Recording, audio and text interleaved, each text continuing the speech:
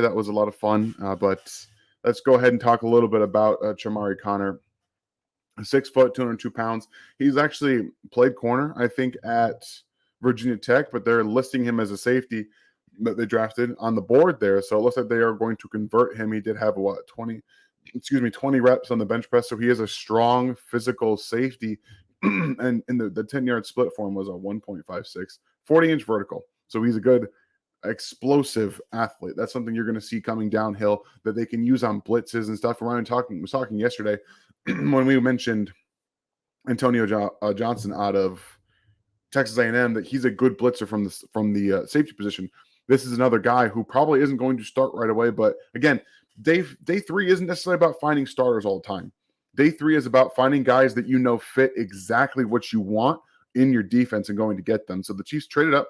I don't know the details of the trade right now, and being able to do that. And plus, he's going to play special teams. And the Chiefs had some run-in trouble with special teams last year in getting guys that they could count on. Day 3 is also going to be for a lot of special teams players to come and get drafted. So round 4, round 5, 6, you're going to see a lot of them being taken for Kansas City because they were trying to get all of that stuff figured out last year. And it really did. It hampered them, and it was one of the struggles that they had. So he's probably not going to be a guy who plays a ton this year. Again, safety, developmental guy. Get him in the room, start to learn a little bit more about playing safety. And we know that the Chiefs have a history of taking corners and converting them into safeties and letting them play like that. So I'm okay with going to get someone that you think is going to absolutely fit what you want. But again, at the same time, you can utilize him in different ways. You don't have to make him be a cover guy immediately. You could just literally just blitz him if that's what you wanted to do in Kansas City. He could just be a Dave Togue guy with a little bit of blitzing versatility. Maybe he doesn't play a snap year 1 on defense, but he definitely can play a special teams role. So you have a 4-year starter, which is always nice to have. And I don't hear an echo from me anymore, so that's good. That is a plus. Plus, I think he was a plus zone guy, not so much a man coverage guy. And that's probably why they are converting him to safety. So they don't have to play him in man a ton. They can have him off with good disciplined eyes, things that he showed at Virginia Tech. Like I said, I don't think his man skills were all that great. But again, he's just trying to get in the room, be a good blitzer, maybe be able to get a few sacks, play on special teams, and use that athletic ability, that explosiveness. With a 40-inch vertical, you can do a lot of different things with someone with that kind of explosion in the lower half. And what it's done is go back to their concept of they're going to bring in players for now. They're going to backfill on developmental guys, and that's exactly what this does. Edwards on a 1-year contract. Reed essentially has 1 year guaranteed remaining. I know it's got time past. That doesn't necessarily mean it's going to be fulfilled.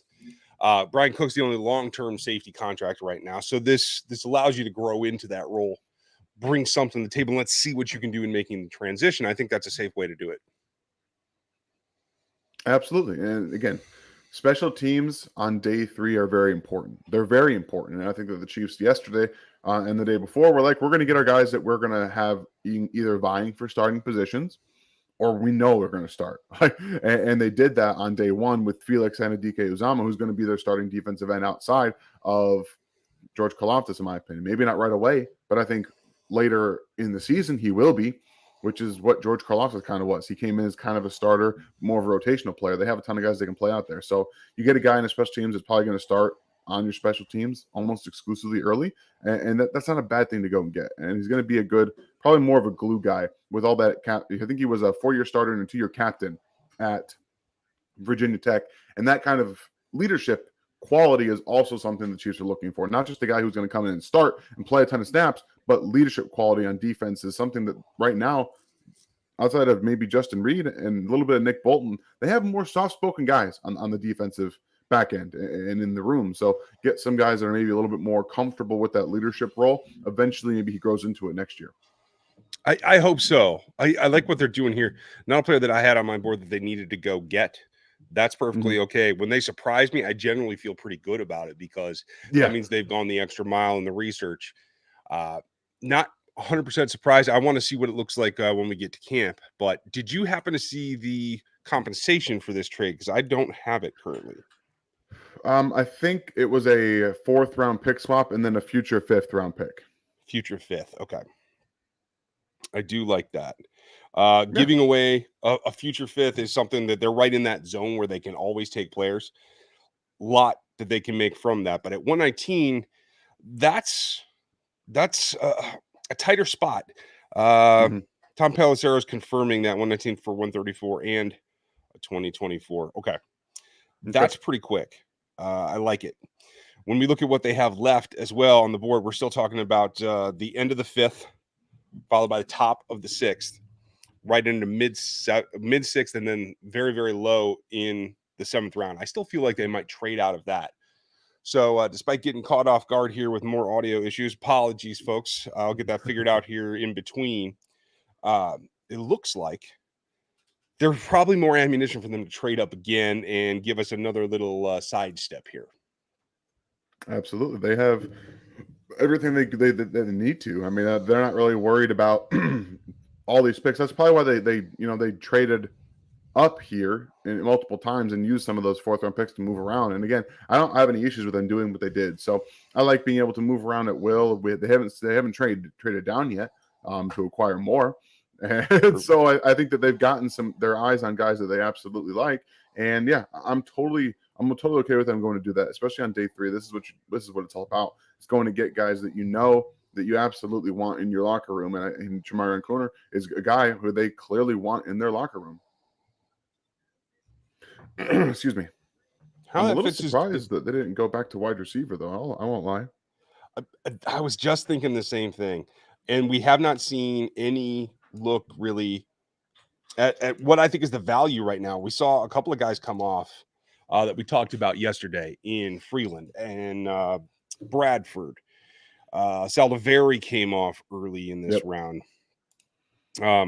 I think the trenches are still the way to go, but that's leaving the wide receiver groups open. And I think there's plenty of talent there. Rashee Rice, I don't think can be all of it in this draft. Yeah. But clearly they have some grades that are different than most of the leagues. Going down what we saw so far in round 4, which Roshan went to Chicago out of Texas City. So a little higher than I expected, but goes to the Patriots. Patriots will take a lineman when they can. Braden Daniels was a guy that I thought could be another offensive lineman for the Chiefs. He goes to the Washington Commanders here in the 4th. And then Carter Warren, some injury history, but another tackle that is developmental that I think could have fit on this roster. John Gaines, Cam Young just went, and Ventrell Miller. I was very, very iffy on him. I did get him on my board. I got to check where that was. But a lot of folks didn't have Ventrell as a player that could get drafted, let alone in the 4th. Did you see anything from him that you liked? I didn't get any tape on him, to be completely honest with you. We are getting to the point now where, again, we try to get as many top 100 guys as we can, the eyes on, and there's going to start to be some on day 3 where we just don't have eyes, and because we don't have access to the tape that a lot of other people do have, so we don't get eyes. And also, as much as I really appreciate what everything EJ did helping us with the corners and the safeties, it was essentially Ryan and myself doing all of this year on the draft. So it was hard to get eyes on everybody that we wanted to. But yeah, unfortunate there. I was not able to get any on him. That is okay. I got a little bit. And let's see, I'll bring up my board here because I'm actually interested because I don't remember where I slotted him off the top of my head. Let me go find that right now. We'll get that up on screen as well. Okay, so make this big enough to see. What do we have here? Okay, so down here, I still have Skinner and Chris Smith as draftable on day 3. That didn't happen. Yeah. Jamie Robinson is still on the board. Jay Ward's there. Hickman. I had Chamarri Connor at the bottom of the 5th. Chiefs clearly like something that he does a lot better than I did.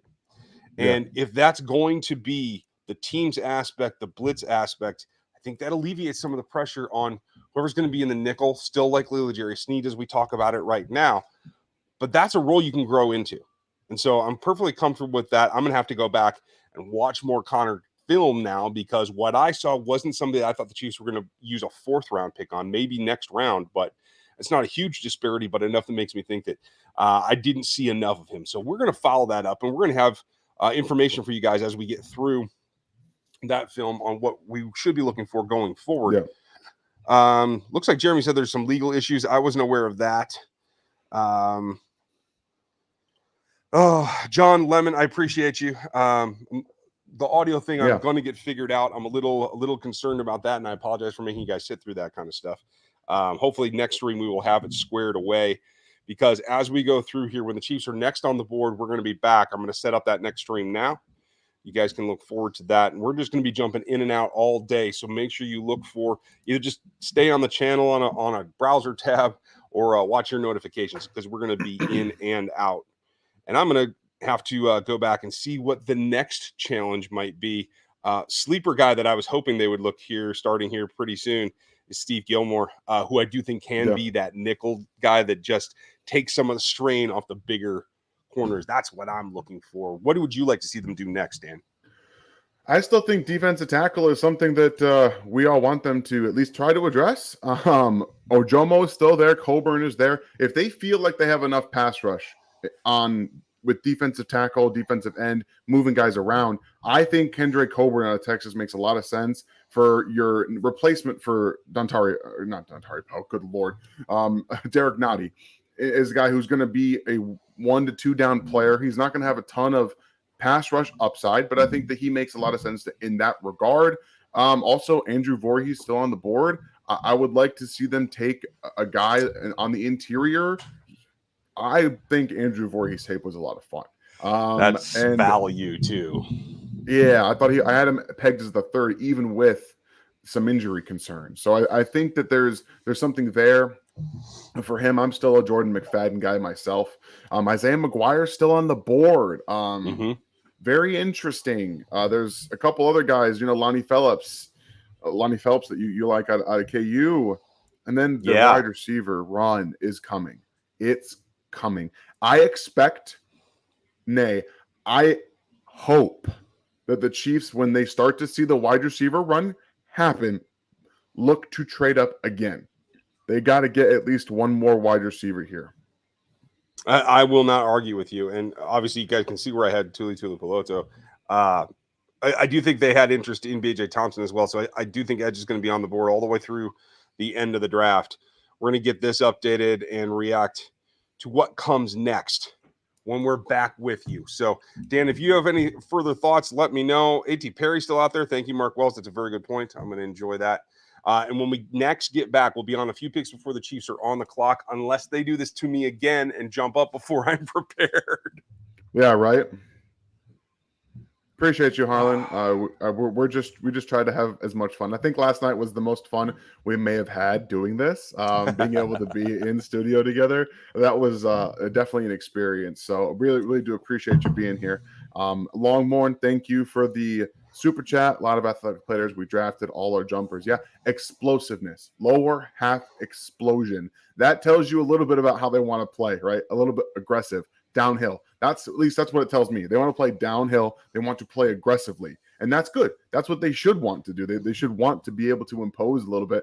I mean, look at what the Eagles just did. They drafted 3 Georgia Bulldog defenders. There's a plan in place, and they want to have aggressive guys and athletes. And I had Keely Ringo as my corner 3 in this class, and he was in the 4th round. I'm not entirely sure what happened there. We might get a little more intrigue on that. But yes, absolutely nice athletic draft class from the Chiefs so far. And then we're going to end up seeing what they do. Again, I really do expect if we start to see wide receivers go, then look to try to trade back up into this round if we start seeing it happen. Yeah, if there's any trigger event to be aggressive, there goes Isaiah McGuire, as we were talking about him, to the Browns, off the board now. Good so pick. If this starts a run in any position that Brett Veach has his eye on later, look for that to trigger him and move up. We're going to enjoy that.